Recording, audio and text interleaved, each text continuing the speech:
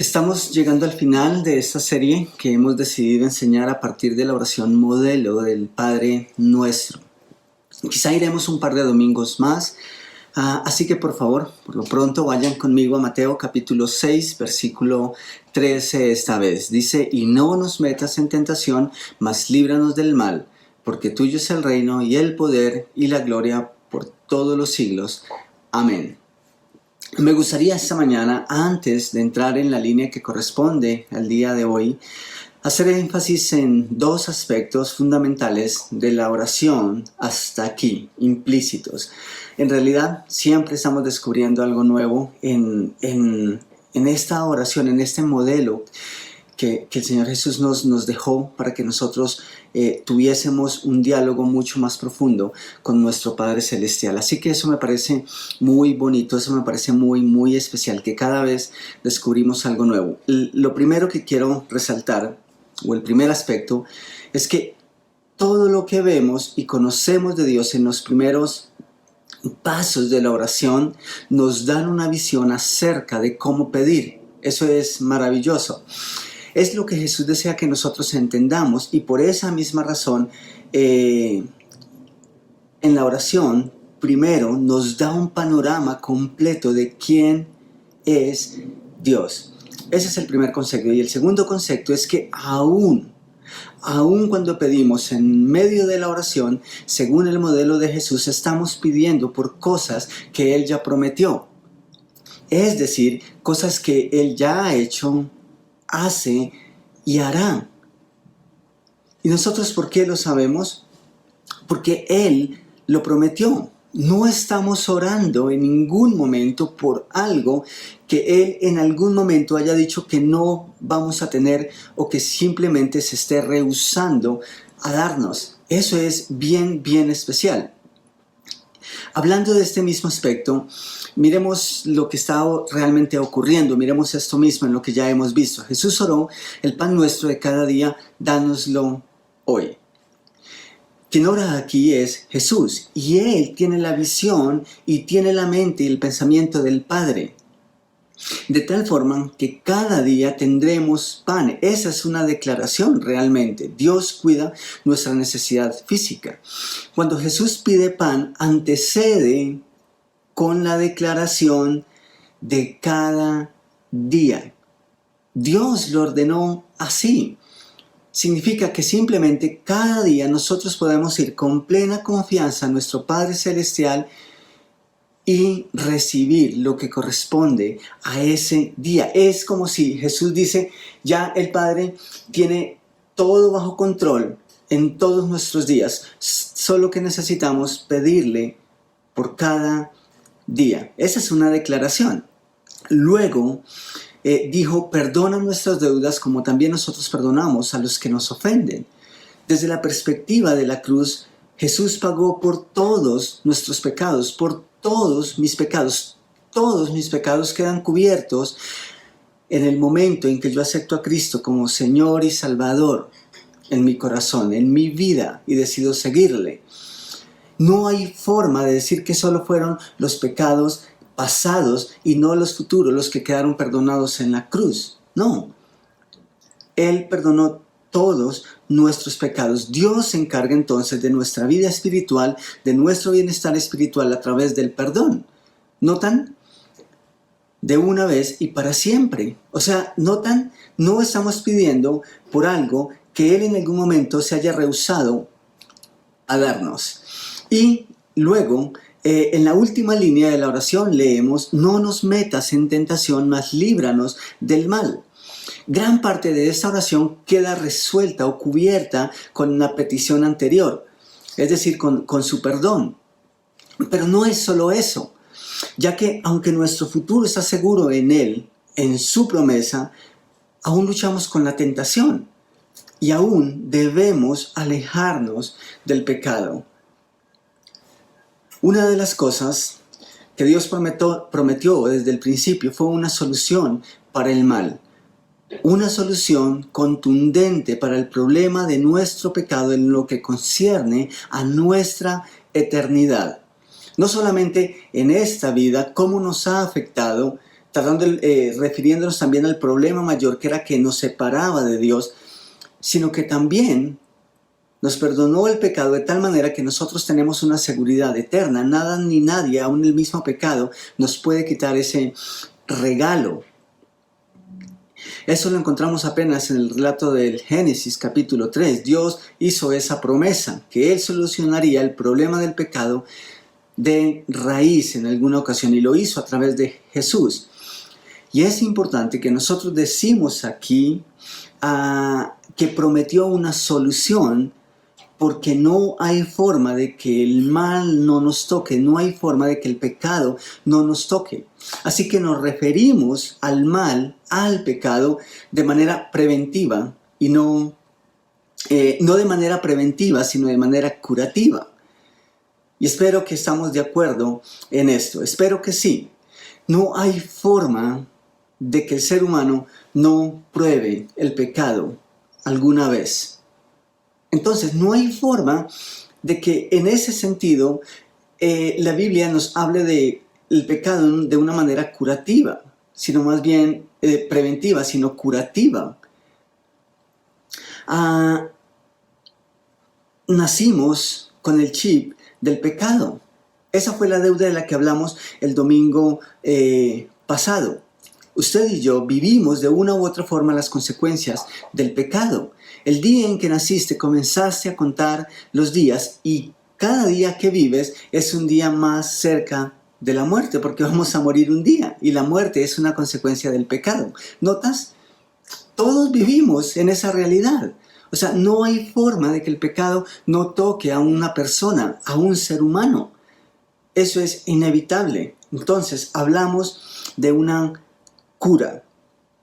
Eso es algo que nos toca a todos. Así que para no ir más lejos, hablamos de la muerte como consecuencia del pecado. Creyentes y no creyentes vamos a tener que morir un día como consecuencia del pecado. Ahora, al menos que Jesús venga por su iglesia antes de que nosotros, antes de nuestra muerte física. Tal vez algunos van a experimentar eso, pero no podemos estar seguros si vamos a ser parte de ellos. Pero aquí, en esta oración, en el versículo 12, leemos que nuestros pecados pasados fueron perdonados. Y eso es maravilloso, es tener plena confianza en esa verdad. Sin embargo, seguimos aquí. E independiente de si ya Jesús perdonó todos mis pecados o no, escuchen esto por favor, un verdadero creyente luchará por no cometer los mismos errores. Así que cuando oramos, líbranos del mal, no es otra cosa que decir, no quiero cometer el mismo error. Ya sé que ese pecado no tiene las implicaciones que tenía antes de recibir tu perdón. Pero aún así, líbrame del mal porque no quiero cometer el mismo error. No es otra cosa que decir, no quiero fallarte en el futuro, no te quiero fallar. Ya pasé por ahí, por favor, líbrame del mal. Un verdadero creyente, un verdadero cristiano, uno que haya experimentado la obra de Jesús, mira al pasado, comprende el precio que Jesús pagó, de dónde le sacó y dice, líbrame, aléjame de toda tentación. Interesantemente, la tentación en la oración de Jesús precede al pecado, y es así, porque somos tentados y podemos no caer en pecado, o simplemente podemos no resistir a la tentación y caer en pecado. Porque el deseo de algo incorrecto no es malo en sí mismo. Jesús mismo fue tentado y aún así no pecó. Entonces pecamos cuando se lleva a cabo, cuando se maquina y aún cuando consentimos el pecado en nuestro pensamiento. Pero el hecho de ser tentados no nos hace pecadores en sí. Necesitamos mirar eso con mucho cuidado. Así que por favor, necesitamos estar muy, muy atentos, porque puede ser un poco confuso quizá. Espero que para ustedes no, por lo menos para mí sí lo fue un poco, pero creo que Dios es claro en su palabra. Entonces, Jesús está diciendo, no nos metas en tentación. Ustedes leen eso ahí conmigo. Jesús dice, y no nos metas en tentación. O sea, Dios haría algo como tentarnos o simplemente meternos en tentación como para que nosotros le pidamos que no lo haga. Esa es una buena pregunta. ¿Es una tentación o debemos verlo como una prueba? Esa es otra pregunta. Pero aún si es una prueba, ¿acaso no es Él quien nos pone pruebas, o sea, Dios, quien nos pone pruebas para llevarnos a algo mejor o más grande? ¿Cómo es que entonces le pediremos que no nos dé pruebas? ¿No les parece un poco como confuso y contradictorio? Por eso necesitamos mirar eso con mucha atención. Y para hacerlo, en primer lugar, necesitamos entender que la Biblia es clara en señalar que Dios no tienta a nadie. Santiago, capítulo 1, versículos 12 y 14, nos dan una perspectiva clara respecto a esta verdad. Bienaventurado, dice el versículo 12, bienaventurado el hombre que soporta la tentación, y yo subrayé esa palabra tentación aquí en mis apuntes, porque cuando haya resistido la prueba, también subrayé ese término, prueba, recibirá la corona de vida que Dios ha prometido a los que lo aman. Y voy a hacer una pausa aquí antes de ir al versículo 13. ¿Notan lo que Santiago nos acaba de decir? ¿Pueden notarlo ahí conmigo? ¿Notan la forma en cómo él se refiere a tentación y prueba en el mismo contexto? O sea, en realidad lo que está haciendo los está usando como sinónimos. Y eso es de suma importancia que lo tengamos en cuenta. Versículo 13 dice, cuando alguno es tentado, no diga que es tentado de parte de Dios, porque Dios no puede ser tentado por el mal, ni Él tienta a nadie. Interesante, versículo 14, sino que cada uno, escuchen eso, cada uno es tentado cuando de su propia pasión, otras versiones dicen concupiscencia, es atraído y seducido. No es otra cosa diferente a nuestro deseo natural de ir en contra de Dios. Es algo natural, inherente al ser humano, por lo menos después que el pecado le tocó. Tenemos esa capacidad, reside en esto que llamamos físico. Entonces, Santiago es categórico en afirmar que Dios no tienta a nadie. Es decir, no hay lugar alguno a la posibilidad de que Dios pueda hacer algo semejante. Sin embargo, la pregunta sigue ahí. Ya que Jesús dice a Dios Padre, no nos metas. Entonces, lo primero que entendemos aquí es que Dios no tienta a nadie. En segundo lugar, vemos el uso de la palabra tentación por parte del apóstol Santiago. Entonces, viene la segunda pregunta, ¿es una tentación o es una prueba? En el griego, y eso es interesante, en el griego la palabra que se usa para tentación es la misma que se usa para prueba. Justo como lo acabamos de leer en las palabras del apóstol Santiago. O sea, eso es una realidad, significan lo mismo. Y la palabra o el término es pirasmos. Eso es en el griego. Y en el vocablo griego es una palabra neutra. Es decir, puede tener una connotación positiva o puede tener una connotación negativa de acuerdo al contexto. Eso es interesante, es simplemente un término neutro que en todo caso puede significar las dos cosas, o tentación o prueba. Ahora, nosotros normalmente decimos que el enemigo nos tienta y Dios nos pone a prueba. Eso es algo muy natural en la iglesia. Nosotros nos referimos de esa manera como para establecer una diferencia entre los dos términos. Pero la palabra en la raíz, en la esencia, sigue siendo la misma, sea para definir uno o el otro, o para hacer alusión al uno o al otro. Entonces, en ese orden de ideas, lo que lo haría diferente es el contexto, su origen y propósito. Ya que en ese orden de ideas, el enemigo podríamos decir que nos tienta entendiendo que su propósito es hacernos tropezar y que Dios nos pone a pruebas para ayudarnos a crecer. Quizá esa sería de pronto una forma de verlo. En el lenguaje español es claro que tentación es algo malo. Cada vez que nosotros nos referimos a la tentación, estamos refiriéndonos a algo que es abiertamente o una atracción hacia algo que es abiertamente malo para nosotros. La connotación no es positiva en el español, aunque de igual manera podemos sentirnos tentados a hacer algo que es bueno o simplemente hacer algo que no necesariamente es malo desde la perspectiva de la Biblia. Pero siempre vamos a pensar que tentación es algo malo, que solamente podemos referirnos a la tentación cuando estamos siendo atraídos a hacer algo malo.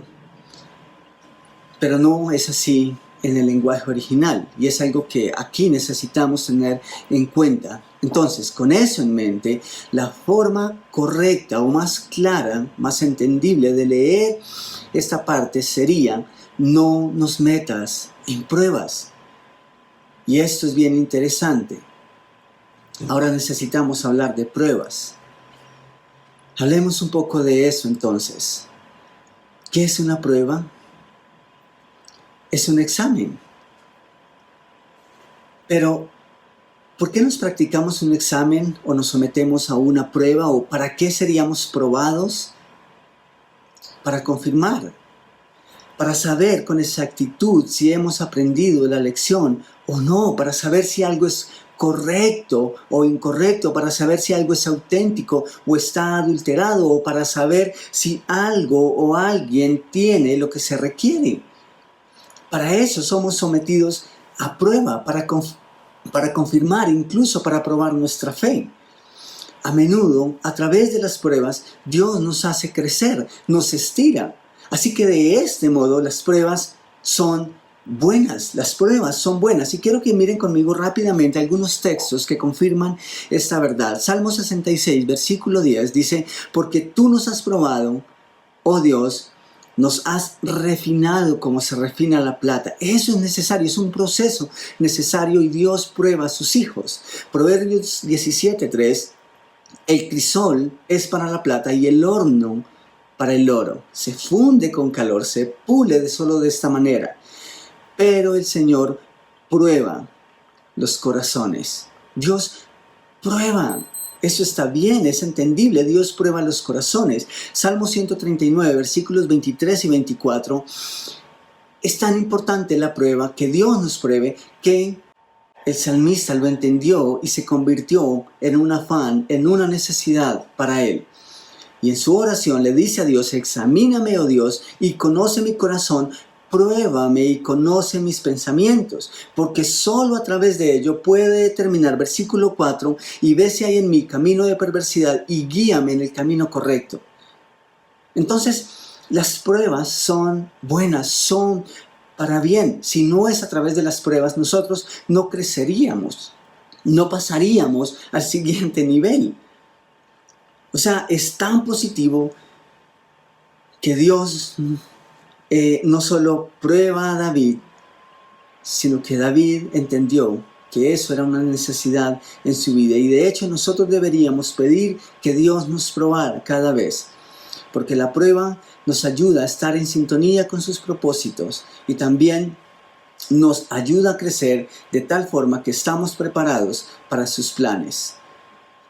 Pero no podemos dejarlo ahí, ya que simplemente aquí nace otra pregunta. Porque si las pruebas son buenas, como acabamos de leer, ¿por qué Jesús oraría: no nos metas en pruebas?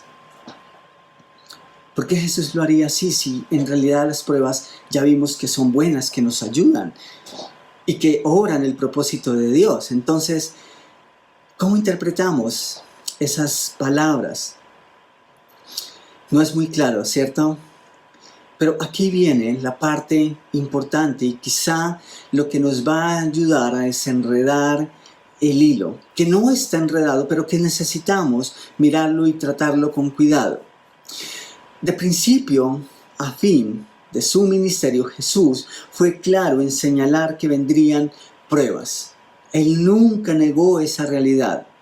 Y Santiago las da por hechas al hacer énfasis en que de una u otra forma seríamos tentados, seríamos puestos a prueba, indiferente si vienen de Dios, si vienen del enemigo o si vienen de nuestro propio interior, porque el enemigo apela a ese deseo interno en cada uno de nosotros hacia el mal. Independiente de eso, la Biblia lo da por hecho. Vamos a ser probados, vamos a ser puestos a prueba, sometidos a la prueba, vamos a ser tentados.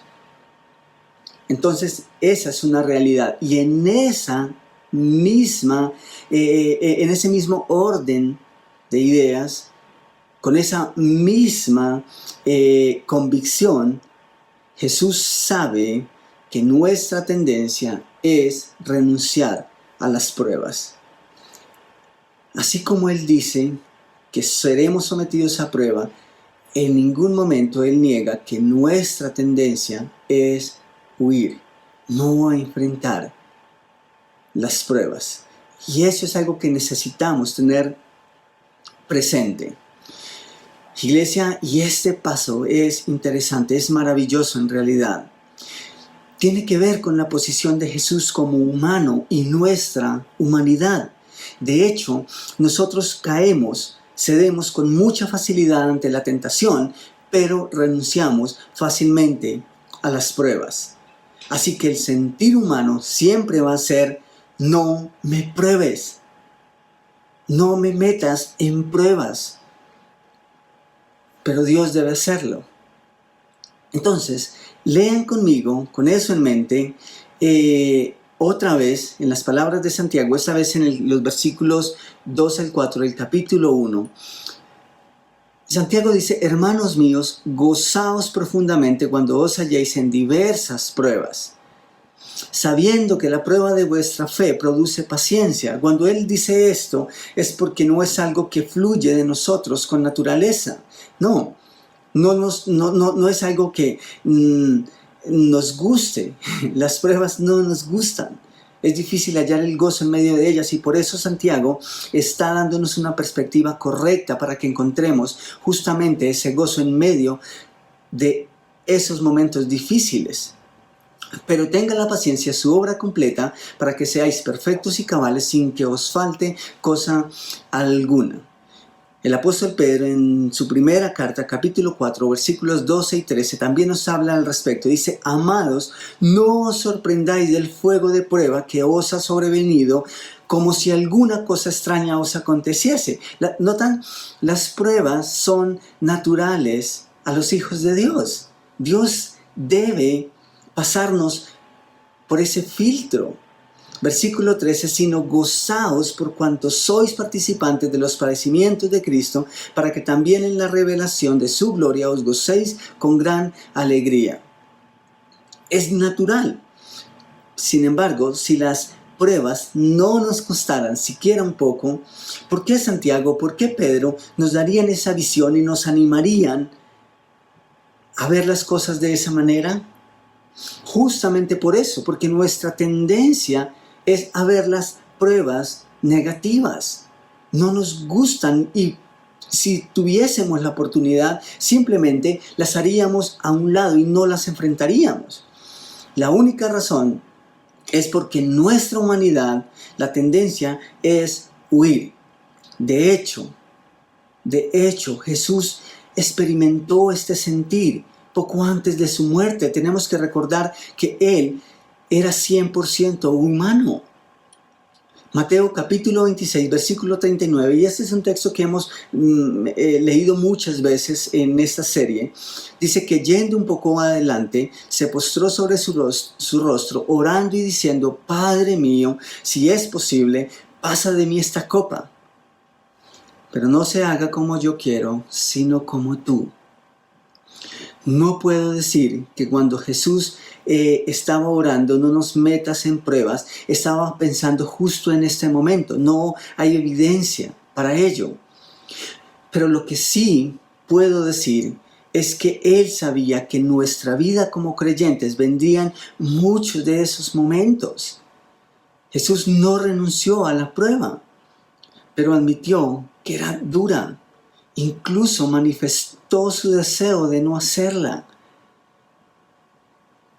Esta parte de la oración por parte de Jesús es el reconocimiento más completo de nuestra humanidad y su humanidad.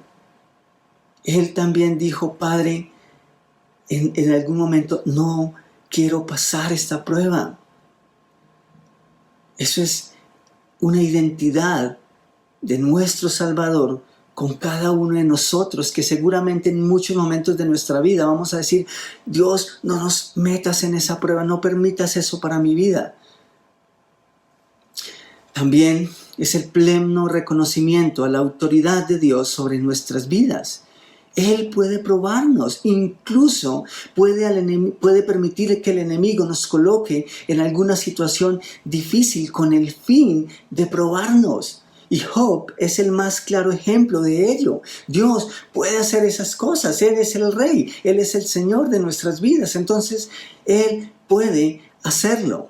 Primera de Corintios capítulo 10, versículo 13, dice, ustedes no han sufrido ninguna tentación que no sea común al género humano, pero Dios es fiel y no permitirá que ustedes sean tentados más allá de lo que pueden aguantar. No permitirá que sean tentados, que sean probados más allá de lo que puedan resistir. Más bien, cuando llegue la tentación o cuando llegue la prueba, Él les dará también una salida a fin de que puedan resistir. Genial, impresionante. Esto es algo que nosotros necesitamos recordar todo el tiempo, porque aunque no deseemos la prueba, Dios lo va a hacer. Pero aun cuando Dios nos prueba, nos está recordando que no nos va a estirar más de lo que demos. Esa es su promesa también para nosotros.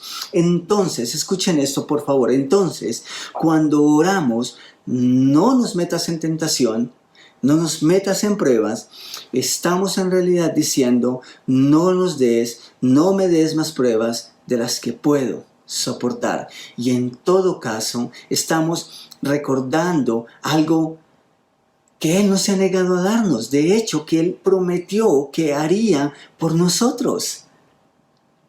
Y escuchen esto también, por favor, una vez más. En la petición por protección que Jesús nos enseñó, y antes de pedir que nos libre del mal, antecede la tentación. No nos metas en tentación, mas líbranos del mal. Entonces es simplemente esto. Señor, Padre, si me das pruebas, no permita que se conviertan en una tentación que no pueda soportar. No permitas que cuando esté siendo probado, la tentación a evadir la prueba me gane, que sea más fuerte. Líbrame del mal que me puede traer el huir de la prueba, el enfrentarla sin ti, el no usar las herramientas que tú me estás dando. Esa es la línea completa. Dios, no nos metas en pruebas. Y pueden leer ahí conmigo, ¿qué? Pueden leer es la segunda parte de la línea, mas líbranos del mal. Insisto, la petición completa aquí sería, si me das pruebas, ayúdame a superarlas para que el mal no me toque. Y esa es también su promesa, como lo acabamos de leer en Corintios. No nos dejará ser probados más de lo que podamos resistir. Esa es la protección del Padre para sus hijos en momentos de pruebas. Terminando esta mañana, quisiera por lo menos mencionar 3 o 4 aspectos más que necesitamos tener claros a la hora de enfrentar las pruebas y a la hora de orar por la protección de Dios para nuestras vidas cada día. Lo primero es, Dios nos prueba para pulirnos. Esa es una realidad. Dios lo va a hacer. De otra manera, usted y yo no creceríamos.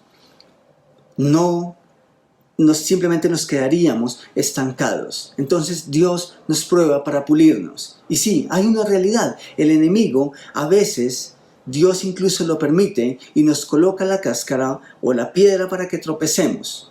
Que en todo tiempo, independiente si es tentación o es prueba, es algo que podemos soportar. Y eso es algo que también necesitamos tener muy presente. Independiente si es tentación, independiente si es prueba, independiente si lo vemos de forma diferente, es algo que podemos resistir.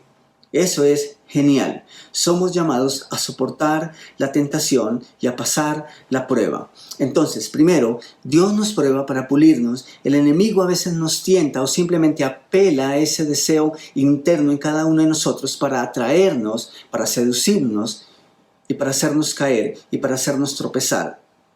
Y en tercer lugar, según Santiago, es evidente que la tentación va a venir, que seremos tentados y que antes de mirar a Dios y que incluso antes de culpar al enemigo, o sea, de mirar a un tercero, Santiago dice que deberíamos considerar nuestra propia naturaleza pecaminosa.